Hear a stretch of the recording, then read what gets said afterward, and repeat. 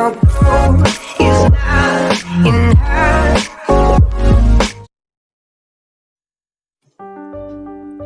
Assalamualaikum warahmatullahi wabarakatuh.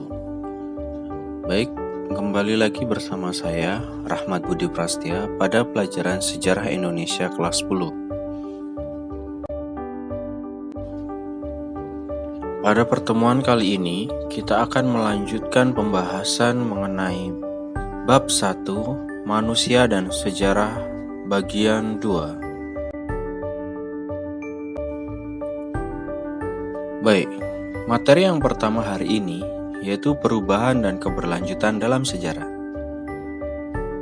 Kehidupan manusia senantiasa diwarnai dengan perubahan dan keberlanjutan. Perhatikan contoh berikut.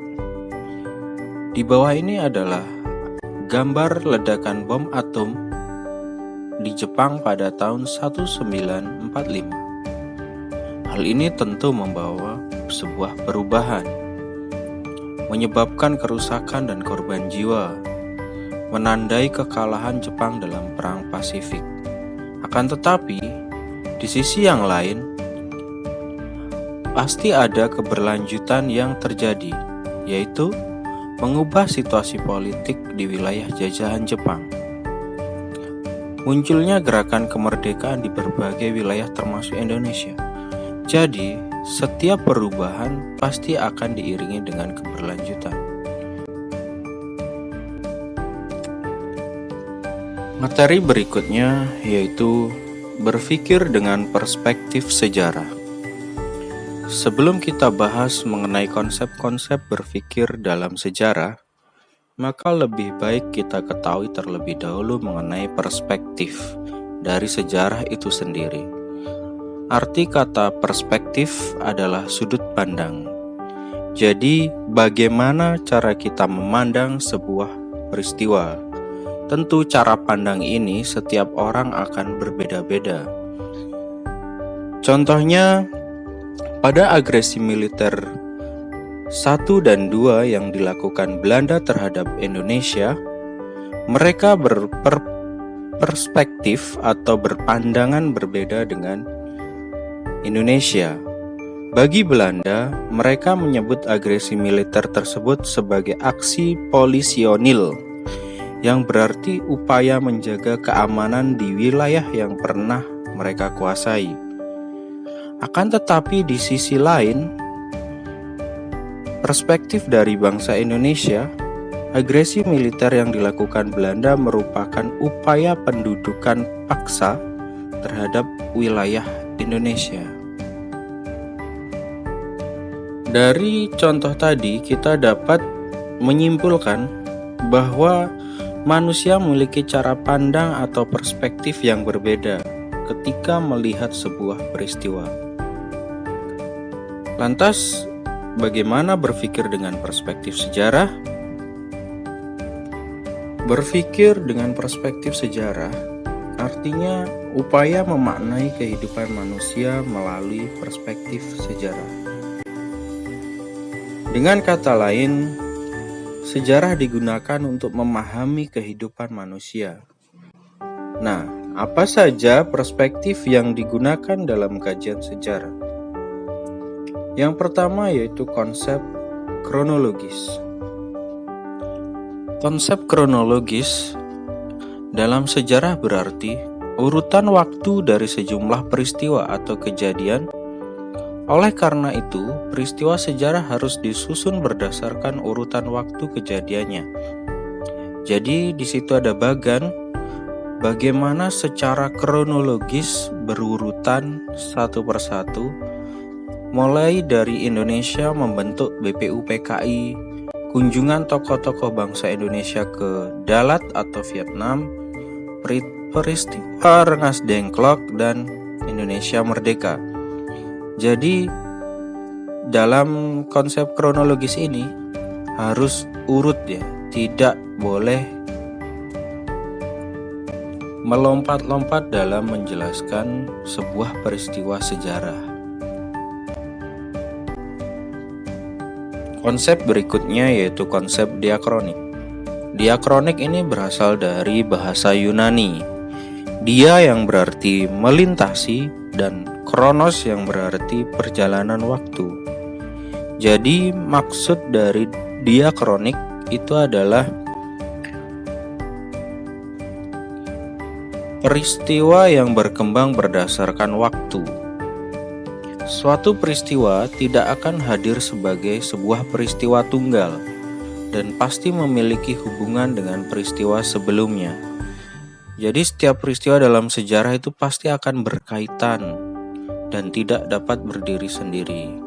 Seperti tadi dalam konsep kronologis, kemerdekaan Indonesia diawali dengan peristiwa-peristiwa lain, ya, seperti itu. Dan berikutnya, konsep diakronik memandang peristiwa sejarah mengalami perkembangan dan bergerak sepanjang masa.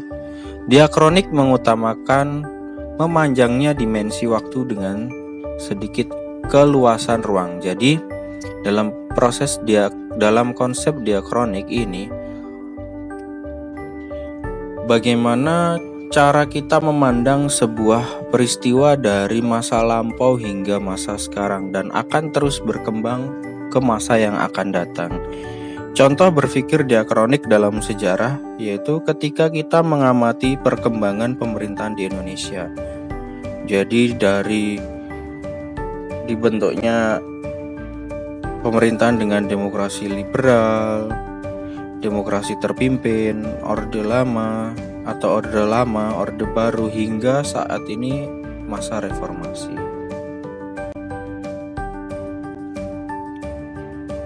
Konsep yang ketiga yakni konsep sinkronik. Menurut Kunto Wijoyo, sejarah akan menjadi sinkronik jika bersentuhan dengan ilmu sosial seperti antropologi, sosiologi, ekonomi, dan politik. Saat sejarah ditulis dengan pendekatan ilmu sosial, sejarah tidak hanya memanjang dalam waktu, tetapi juga meluas dalam ruang. Jadi maksudnya, ilmu sejarah itu bisa disinkronkan dengan berbagai ilmu sosial yang lainnya, agar mereka bisa saling melengkapi dalam sebuah ilmu. Contoh, jika sebuah ilmu politik hanya mempelajari politik, maka dia akan hanya mempelajari tentang perkembangan sebuah partai politik. Akan tetapi jika digabungkan dengan ilmu sejarah, maka dia akan menjadi lebih luas dan waktunya juga akan memanjang, ruangnya menjadi lebih luas. Karena yang dipelajari pasti nanti akan menjadi lebih banyak. Konsep sinkronik juga menyebabkan karya sejarah menjadi semakin kaya.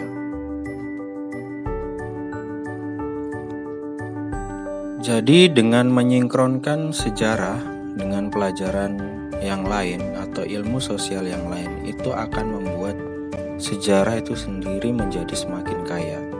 Dapat melihat sebuah peristiwa sejarah dari berbagai sudut pandang ilmu sosial yang lainnya. Begitupun ilmu sosial yang lain juga akan menggunakan konsep berpikir sejarah ini untuk melengkapi ilmu mereka.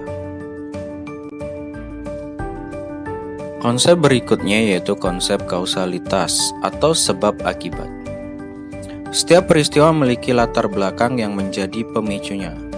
Sejarawan Suhartono dalam buku Teori dan Metodologi Sejarah menyatakan bahwa dalam peristiwa sejarah terdapat sebab umum atau general cause dan sebab khusus atau direct cause.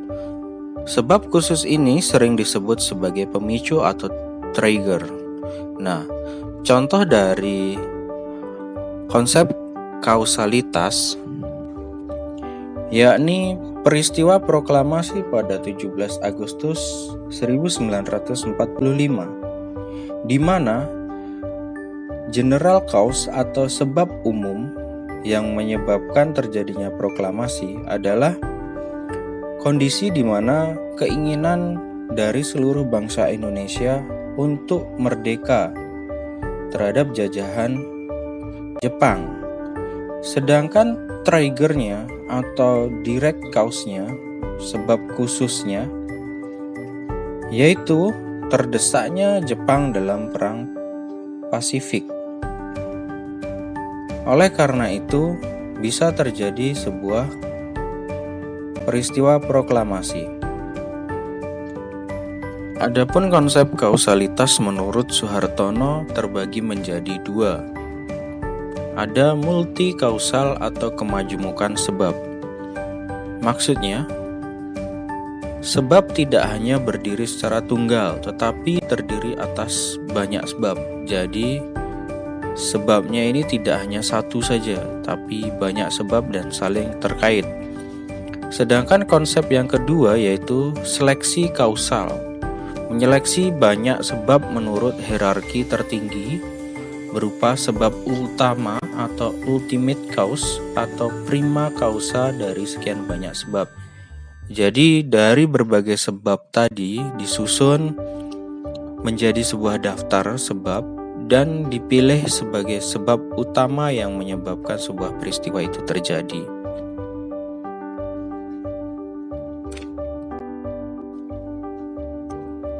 Selanjutnya konsep yang terakhir yaitu konsep periodisasi.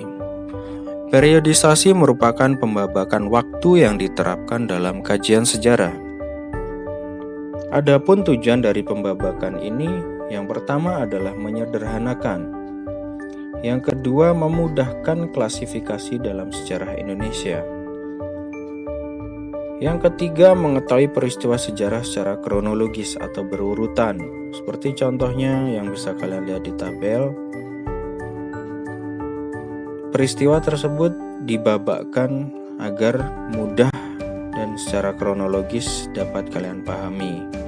Dan yang keempat, yaitu memenuhi persyaratan sistematika dari sebuah ilmu pengetahuan. Jadi di situ ada tabel menurut MC Reclef dari tahun 1200 hingga tahun 2008. Agar memudahkan kita dalam membaca sebuah sejarah, maka dibuatlah sebuah konsep periodisasi. Seperti itu.